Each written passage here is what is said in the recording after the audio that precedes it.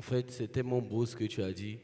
J'aimerais juste ajouter un point. Assalfo était là tout à l'heure, il a parlé de curiosité, il a parlé de s'informer et de se structurer.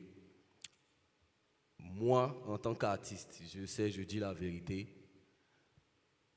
le domaine du brand, on ne s'y connaît pas.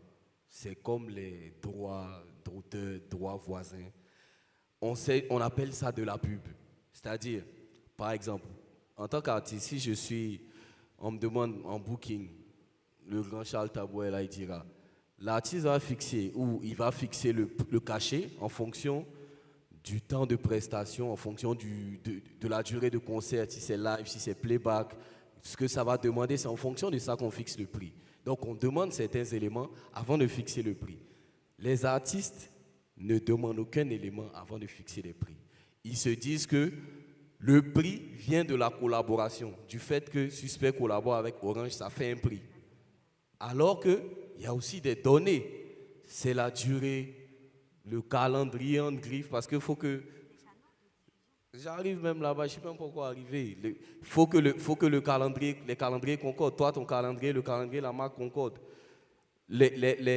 Comment dire, les prestations qu'il faut, il faut un tournage, un shoot, tout ça, les supports sur lesquels l'image sera fixée, les canaux de diffusion, en fonction de tout ça, tu fixes un prix.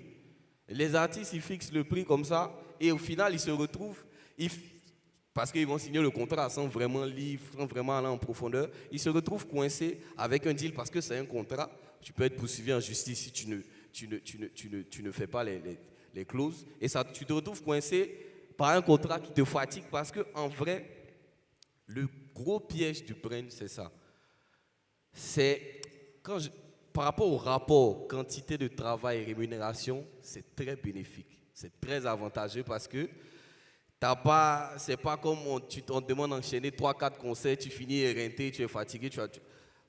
Le brand, c'est de l'exploitation d'image. On te demande de faire un shoot, voilà, on te demande de faire un shoot, un tournage, et après, c'est la marque.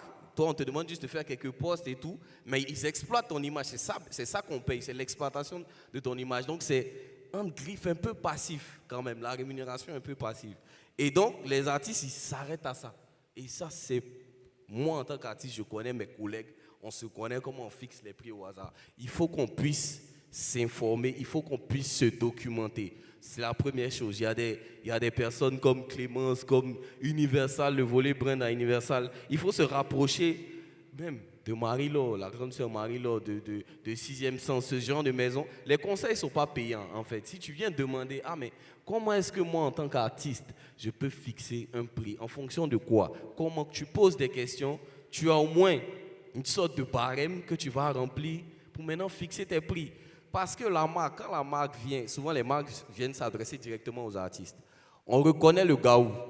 Marco, tu sais de quoi je parle. Si tu es un gaou, quand la marque vient, elle s'adresse à toi. Quand tu ne connais pas, elle sait que tu ne connais pas, donc elle sait qu'elle va te piéger. C'est là Alors que, quand on vient dans une discussion, ah voilà, on voudrait Suspect 95 pour telle campagne. Ok, d'accord, c'est quoi la durée, c'est quoi le calendrier, c'est quoi... Ah, le gars là, il connaît, on va faire attention. Et là, tu te rapproches de ton vrai prix. Et si tu es en vogue ou si tu as une influence, une certaine influence, tu peux monter les enchères. Un tocard ne peut pas monter les enchères parce qu'il ne connaît pas. Quand tu vois, ah, le gars,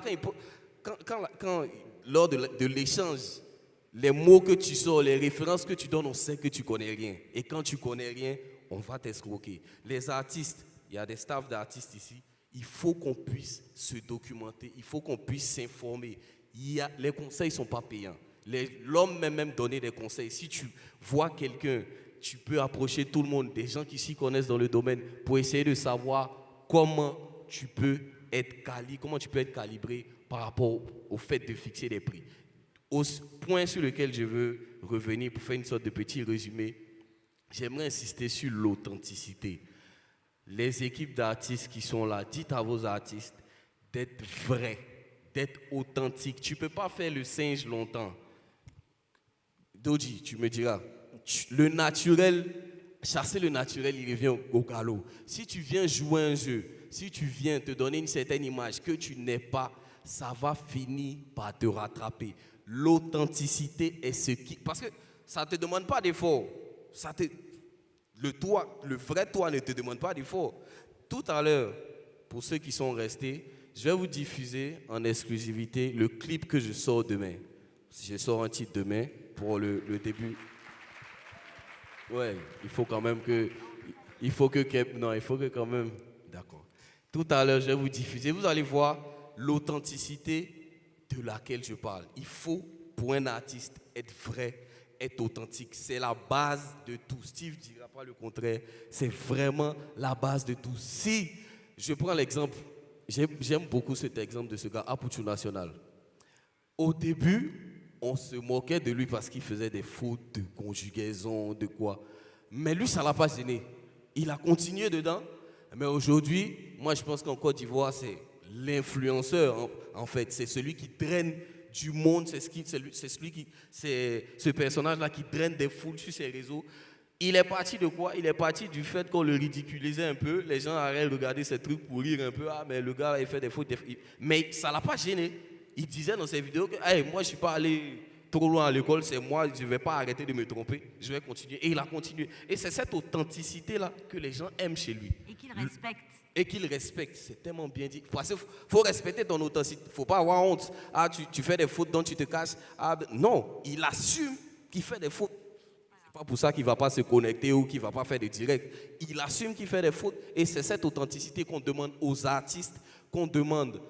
Parce que c'est en fonction de cette authenticité qu'il y aura une bonne collaboration, que tu vas bien choisir la marque avec laquelle tu vas collaborer. On ne collabore pas pour collaborer. Tu ne peux pas te lever pour aller faire une publicité de... Bon, bref, c'est bon. Il y a quelque chose que tu as dit qui, moi, me parle.